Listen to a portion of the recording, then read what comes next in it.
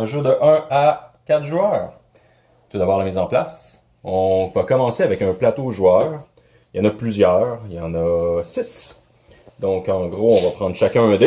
On va brasser le dé, celui qui est le plus haut va être le premier joueur pour commencer. Ça c'est une mise en place à 2. Moi je vais avoir le dé noir parce que ça me tente. Donc c'est super, égal. Donc je suis quand même le premier joueur parce que ça me tente. Donc je vais choisir mon bonhomme. Donc on commence.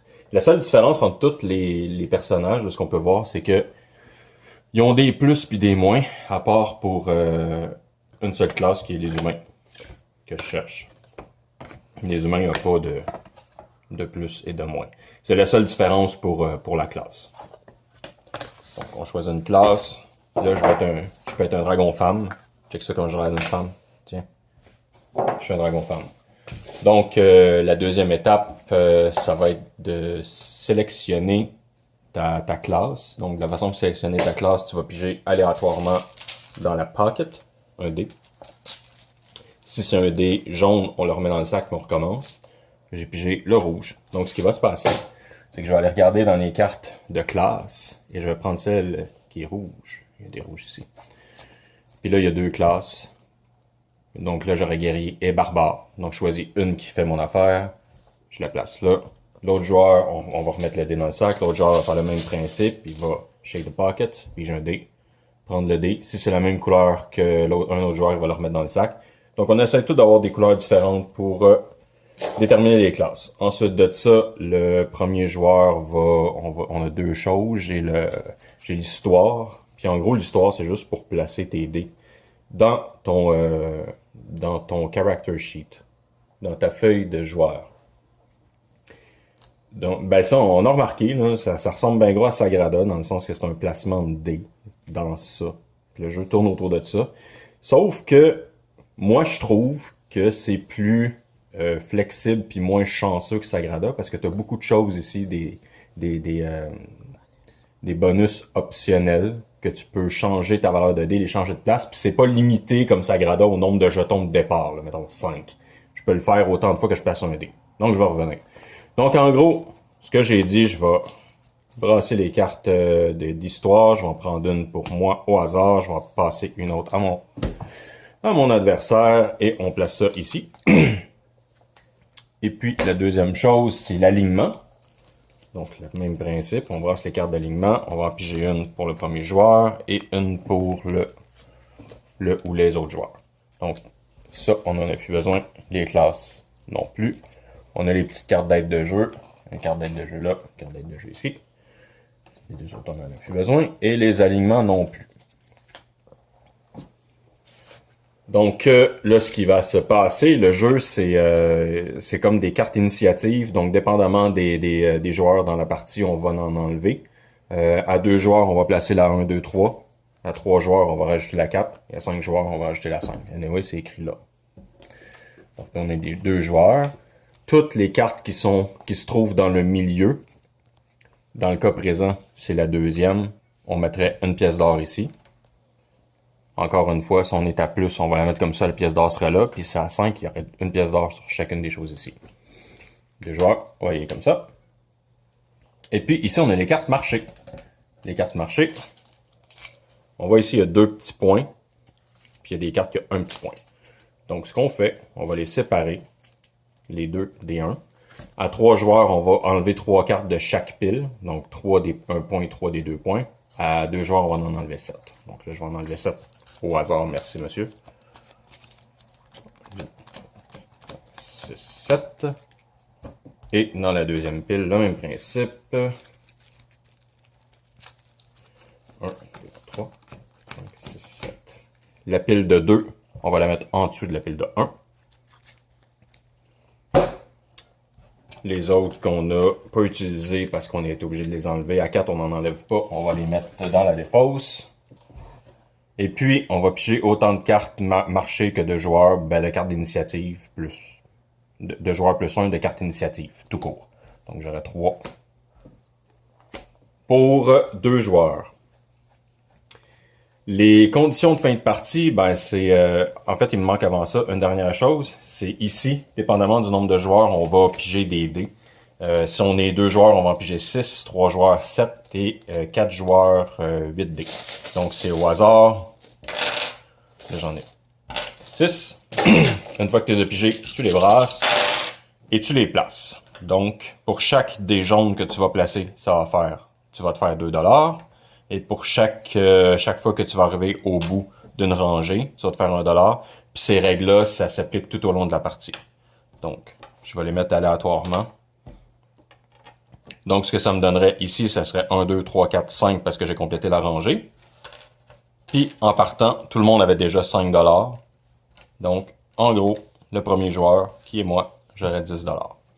L'argent, ça sert pas mal uniquement à acheter des cartes dans le marché là-bas. Donc, je suis rendu aux conditions de fin de partie. Ben, on va jouer plusieurs manches, tant aussi longtemps que notre plateau va pas être plein de dés. Et puis, ça arrive pas qu'on puisse pas placer un dé en quelque part. On peut toujours le placer. Sauf que, bien sûr, on va faire moins de points si on les place n'importe où. Donc, c'est ça. Mon plateau de jeu personnel, ben, comme je l'expliquais, j'ai différentes choses à respecter. Exemple, ici, on voit mon critère de force. Il faut que ça soit en additionnant les dés entre 16 et 17. Quand ça écrit un chiffre, mettons 17 à dextérité, il faut que ça soit 17. Ça peut pas être 16, puis ça peut pas être 18. C'est vraiment 17.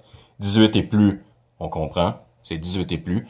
Donc ça, c'est des points que je vais marquer, qui est les étoiles ici, qui est les étoiles qu'on va aller scorer les points à la fin, à l'endos de notre aide de jeu. Donc, il y a les étoiles ici. Chaque fois qu'on réussit à avoir une rangée, le bon chiffre, on va faire des points en étoiles. Ensuite de ça, la deuxième chose qu'on va réussir, c'est d'avoir placé, comme ici, ils disent un dé bleu placé ici. Donc, ça aurait été intelligent que je le mette là. Et puis, ben, c'est ça. On respecte l'arrangement qui est là. Donc, si tu en as respecté 2 à 3, tu as 1 point. Si tu en as respecté 4 et 5, tu as 3 points. Puis, si tu as toutes respecté, donc ils sont toutes à la bonne place, tu as 6 points. On s'entend quand on place des dés, c'est toujours de gauche à droite. Fait que je peux pas arriver puis le mettre là. Parce que j'en ai pas deux autres ici. La troisième chose pour faire des points, vous avez vos cartes d'alignement. Donc on commence tous avec un petit jeton ici, de la même couleur que votre dé. On commence tous avec un alignement neutre, puis au cours de la partie, l'alignement va bouger, toujours de gauche à droite ou de haut en bas. Jamais en diagonale. Et puis dépendamment d'où vous êtes, ben, soit que vous faites pas de points, vous perdez des points ou vous faites les points ici. Vous allez avoir aussi des cartes d'armure. Les cartes d'armure qui vont être placées ici, qui sont des cartes achetées là-bas. Il y a des points là-dessus. C'est comme des set collection pour les cartes d'armure. Vous avez les traits personnels de votre personnage qui peuvent vous donner des points, qui sont placés en bas. Vous avez les skills, les pouvoirs spéciaux de votre bonhomme qui peuvent vous donner des points. Mais ça, je suis pas certain, là, mais en tout cas, s'il y en a, vous les additionnez. Et puis la dernière qui donne des points, c'est les cartes d'armes. On a 2 mains. Donc, s'il va y avoir sur les cartes de marché, il va y avoir un nombre de mains requises. Des fois, ça va en prendre 2, des fois, ça va en prendre 1. Vous pouvez utiliser un maximum de mains que vous avez. Moi, je suis un barbare. J'ai comme mes pieds aussi, on dirait que je peux les utiliser pour avoir des armes. Donc, j'ai 4 mains, moi. Je suis comme ça. Je suis peut-être très, très fort aussi. Fait que je peux utiliser une arme de 2 mains dans chaque main. What's up? Yeah. OK. Donc, c'est la carte personnelle. C'est la façon de faire les points. Donc, un tour, comment que ça se passe. On va prendre, le premier joueur va prendre autant de dés que de cartes initiatives qui sont. À 2 joueurs, on en prend 3. On les brasse et on les place du plus petit au plus haut. Et puis là, en partant du premier joueur, le premier joueur va prendre une de ces cartes initiatives-là avec le dé. Il va placer le dé sur son plateau de jeu personnel. Il va réaliser l'action complémentaire s'il désire le faire. Puis une fois que c'est fait, l'autre joueur va prendre un dé aussi. Donc, si on fait un exemple, le premier joueur prend ça, le deuxième joueur pourrait prendre celui-là, lui il reste là, on enlève le dé, il n'est plus bon pour cette manche, on peut le remettre dans le sac. Donc, le premier joueur, ce qu'il fait, il prend son dé, il va le mettre ici, dans la ligne de la dextérité. Là, on se rappelle que la dextérité, moi j'ai -2, puis ça me prend 17. Fait que ça me prend quand même des gros chiffres pour être capable de la monter. Donc, comment que je fais pour avoir des gros chiffres? C'est que la ligne où ce que j'ai mis mon dé, je peux activer le pouvoir spécial qui est ici. Donc, si j'allais mettre un dé ici dans la ligne de la force, je changer la face de mon dé, n'importe quel dé, pas juste celui que je viens de placer. Fait que je pourrais prendre mon 2 ici puis le changer en 5. Donc la face opposée. La dextérité, je peux prendre un dé, peu importe il est où, et le mettre à une autre place. Donc je pourrais prendre, disons, lui et le mettre ici. Puis un autre. Allô, le chat. Donc j'en échange 2, j'en intervertis 2.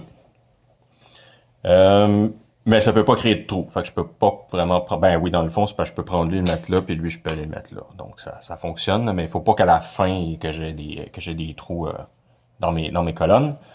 Ici, la constitution, si je mets un dé dans cette ligne-là, je vais pas augmenter un dé de 1 ou baisser un dé de 1 de valeur. L'intelligence, c'est que je vais prendre n'importe quel dé, même celui que je viens juste de placer, puis je vais pouvoir le rebrasser.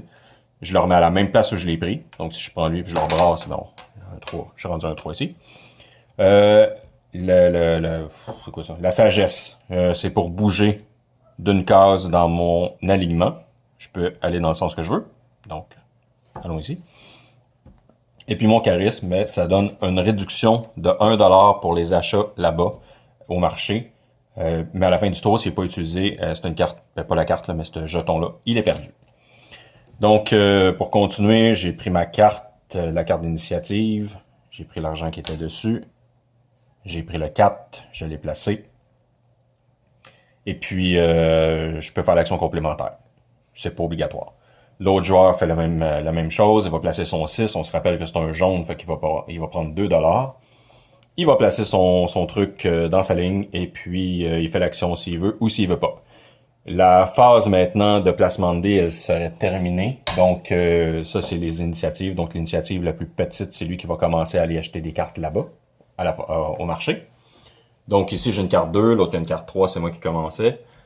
Là, les cartes qui sont disponibles, on voit ici, c'est des cartes, il y a des traits. Il y a une carte armure, pour en avoir d'autres, mais disons pour les fins du jeu. Je peux acheter pour 3$ une carte trait qui est ici. On voit le symbole ici, c'est important, c'est pour l'alignement. Donc, aussitôt que le joueur achète cette carte-là, il met dans son personnage, on va payer le coût, qui est 3. Et tout de suite, on va bouger l'alignement. Si, pour une raison quelconque, mon alignement était déjà là, puis il fallait que je la bouge, et que je ne peux pas parce que je serais collé, mettons, du côté bon, lawful, respectueux de la loi, en tout cas, quelque chose comme ça. Ben, je peux pas le faire, donc c'est pas grave, je le fais juste pas. Donc ça, c'est une carte trait, je l'ai acheté. L'autre joueur peut décider la même chose, d'acheter une des deux cartes qui est disponible, l'acheter ou pas l'acheter. S'il décide de pas l'acheter, il doit discarter une des cartes. Puis pour discarter une des cartes, la récompense, il va faire 2$ de plus. Donc la manche, on a chacun acheté une carte ou la discarté, donc ça prend fin. Toutes les cartes qui restent là, on va les enlever. On remet les cartes initiatives, on remet le les ou le dollar, et le premier joueur passe de main. Donc le deuxième joueur sera rendu le premier joueur, personne à gauche. Et puis on rebrasse les dés, puis on fait ça tant aussi longtemps que notre plateau n'est pas plein. Là, si on regarde les autres cartes, juste pour... ça, c'est des cartes de pouvoir, qui est écrit Skill en bas. Et puis, on avait aussi les cartes d'armure qu'on a déjà vues, que je disais que c'était des 7. Et puis, on a aussi... Là, je cherche une arme. Et puis, une arme. Donc, on va essayer les deux mains. À partir du moment où on a la carte en main, l'action devient disponible. Donc, ce qui veut dire que si j'achète la carte ici, qui me coûte 4$ et qui est un pouvoir, je la place ici, elle est disponible maintenant. La règle pour utiliser un pouvoir, c'est que tu as toujours un truc d'alignement. Le truc d'alignement, c'est pas optionnel. Si je peux pas faire l'alignement, je peux pas faire ma carte. Donc, dans le cas présent, sur mon truc, je suis complètement à gauche, faudrait que j'aille à gauche, je ne peux pas l'utiliser. Si j'étais ici, je pourrais l'utiliser à partir du moment où j'ai la carte, je l'utilise tout de suite. Je la tourne en 90, je fais mon truc d'alignement et je fais l'action. L'action n'est pas obligatoire. Je peux la faire ou je ne peux pas la faire. Donc c'est ça, ici j'avais dit les cartes d'armure, c'est plus 1 étoile, plus 1 étoile. Puis si on est la classe mauve ou noire. Donc moi j'aurais pas ce bonus-là parce que je suis rouge. Mais Plus j'ai de classe, plus j'ai d'armure de cuir, plus j'ai d'étoiles à la fin. Donc si je l'avais, je le placerais dans la partie armure. Donc c'est pas mal ça qui ferait le tour. Oui, les armes, bien sûr. Bon, ben comme on a vu, j'ai 2 mains. En temps normal, tout le monde a 2 mains. Si je l'achète, je le place ici. Puis l'action devient disponible tout le temps. Ça, ces actions-là, c'est tout le temps disponible. Ça aussi, c'est probablement à la fin. Et puis à la fin d'une manche, quand on arrive pour remettre des cartes, là, qu'on a tout acheté, les cartes de marché puis tout, les cartes de pouvoir, une seule, on peut la remettre. Une fois à tous les trucs de marché, à la fin du truc de marché. Donc, c'est cela qui fait le tour. Quand on arrive à la fin, bon, on va tout calculer les points, comme je disais. Là, on va regarder les nombres des dés. On n'oublie pas de faire les plus 2, plus 1, peu importe que vous avez dans vos lignes. Ça va donner ça. On déplace notre curseur. Dépendamment de ce que vous avez respecté ici, vous allez avancer ça. Les cartes ici, on lit ce qui est écrit comme description. On le fait. Et puis, c'est pas mal ça qui fait le tour.